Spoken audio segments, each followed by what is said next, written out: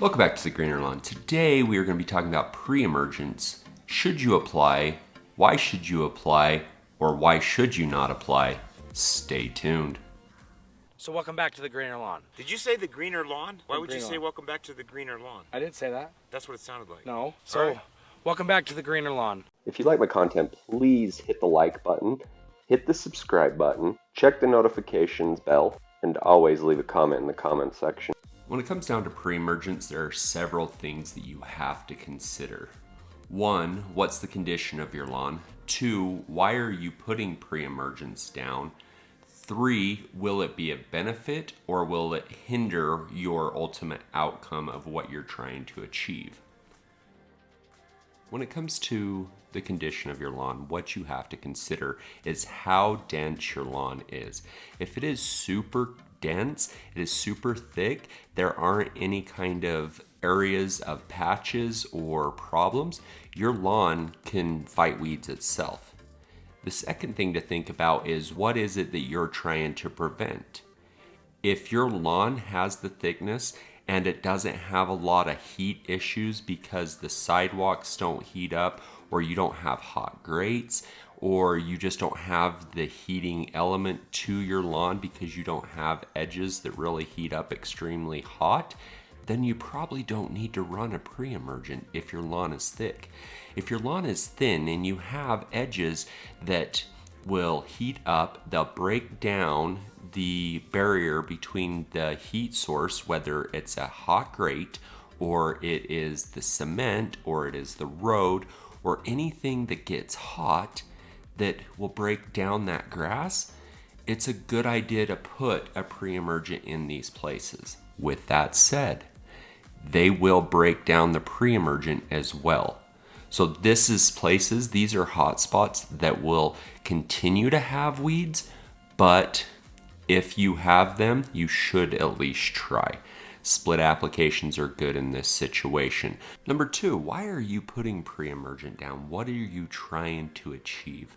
You don't have to just put it down because you're like, everybody else is doing it, I'm gonna do it. You have to have a reason as to why it would make sense. Because if your lawn can fend for itself, you should allow it to fend for itself. But if you know that you get certain weed grasses or you get certain issues with weeds, common weeds or noxious weeds or any kind of weed that is a big time issue, yes, these are the times that you should definitely look at using a pre-emergent. But if your lawn is thick and healthy and it doesn't have these areas where you really have to worry, then you really shouldn't be applying it. Because what we have is that it can cause damage to the microorganisms down in the soil. It can cause damage to the roots by root pruning. It does cause some issues throughout the overall process of it. So you don't always have to use pre-emergent if pre-emergent is not necessary. So weigh this option out. Why are you using pre-emergent? The last thing to weigh in whether or not you should be using a pre-emergent is, will it benefit you or hinder what your current goals, what your current steps in your plan are gonna be? If you are gonna be doing a spring seeding, then you don't wanna do a spring pre-emergent.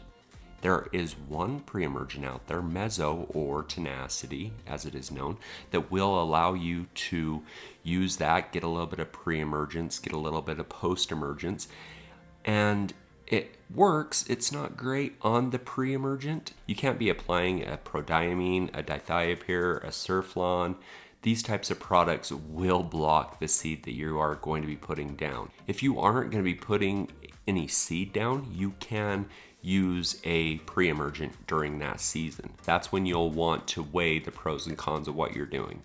If you're going to be doing things that require seed, then you probably shouldn't run a pre-emergent, or you should look at Meso/Tenacity. If you're not, then you can open yourself up to quite a few different pre-emergents that have a long-lasting effect. One of the biggest pre-emergent misconceptions that I have seen is, or most people think, that when you apply a pre-emergent in the spring, you're gonna block all these weeds that you see in the spring. That is a misconception.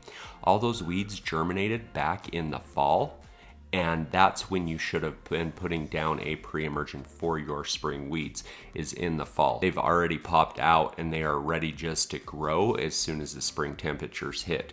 So people see these dandelions, these different things that pop up, and they're thinking that they missed their spring pre-emergent when it was never going to be the pre-emergent from the spring that was going to block those. This spring pre-emergent that we're putting down right now actually blocks summer grasses and summer weeds. So if you have crabgrass issues, right now is the time to put that pre-emergent down for the crabgrasses. It is not the time for those dandelions. That was in the fall. So if you have a lot of dandelion issues in the spring, put a pre-emergent down in the fall. If you're not seeding, you won't have the dandelion issue in the spring. That's a huge misconception, and it's something that just understanding how they work. They block ahead of times, not what's already pre-emerged down in the soil. So those dandelions, they've already germinated and they're ready to pop up in the spring from the fall. True or false? Putting a pre-emergent down and then aerating pokes holes into your aeration plan. True or false? I'll let Ben Sims from Lawn Tips explain this one. So if you core aerate, so if you put some pre-emergent down. So that's core aeration. Core that's where you aeration. poke holes in the ground. I have to Australian. Yeah, I have to translate. Hold on, I'll translate for you. Okay, 1, 2, 3. You suck. So yeah, when you're doing core aeration, putting some holes in the ground, is that better? You like that? I'm on board. Yeah, so when you're doing core aeration, normally people have the idea that if you put pre-emergent down, you can't core aerate afterwards, so it's going to break that pre-emergent barrier, but it's not the case. It's not Why? going to break it down. Why? Yeah. Because it just doesn't do it. Explain There's to me. been a lot of university articles and tests, and they've done test plots, compared one side to the other. They've aerated one side and not the other side, and it was the same. No weeds came up on either side, so Gotcha. it still worked well. Nice. Because probably where there was a hole, there wasn't any weed seed because it didn't blow in. No, because the pre-emergent barrier will still, it's not going to damage you know what I mean? You're still going to get that barrier there. Gotcha. Yeah, but if you're aerating anyway, you're pulling out that core, so there's not going to be anything in there. So then you're putting something back in which shouldn't have weeds in it. Say if you put back some soil with weeds in it, you probably Correct. will see some weeds come up. Exactly. You're just going to make sure you've got some washed soil, screened, so that you don't get any weeds coming up again. But yeah, Do you wash that's it the the same way you wash yourself? every day. Okay, just make sure. Put it in the shower. So when it comes down to pre-emergents, there are a couple of differences in what they do. Prodiamine is just a solid pre-emergent where it blocks a lot of weeds. It has good control, has a long extended release period, and it does a decent job there. If your lawn has missed that forsythia bloom, or your temperatures have gotten too hot, Dithiopyr actually comes in extremely great right here because it does have some post-emergence versus just only pre-emergent block. If you give it a little bit of surfactant, it will get in there and it will give you a little bit of post-emergence kill off on any pre-emerged weeds. So Dithiopyr is great at that point in time. Once again, Meso/Tenacity is great if you're seeding because you can get your seed to germinate through that and it will block a lot of the weeds, and it does have a pre and a post on it. It's really slow. It's not the greatest on any one thing, but it does a lot of things okay. So if you're seeding, Meso/Tenacity is a great option for you. So that's kind of the differences there. Your Prodiamine is going to be a little bit cheaper than the other two. Dithiopyr is kind of on the higher end of things. Meso sits kind of right in the middle as kind of middle buffer on prices. So those things come into factor when you're talking about pre-emergents. So when it comes down to pre-emergents, you've just got to weigh out your pros versus your cons of why you're doing it. Whether or not you're going to be benefiting yourself or you are going to be hindering your performance or your ultimate goal. So when you look at it, you should just see it for what it is. It is a step towards the perfection of our lawns.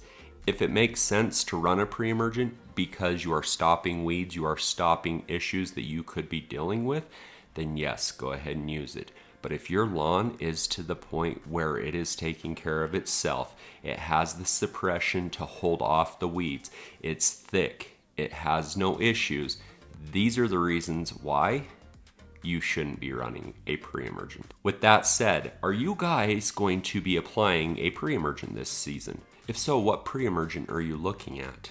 What are your ultimate goals? Please leave those down in the comments down below. And as always, if you have any comments, questions, or concerns, please leave them down in the comments below, or feel free to email me at jeremyofthegreenerlawn@gmail.com. I'm Jeremy of The Greener Lawn. Make her green.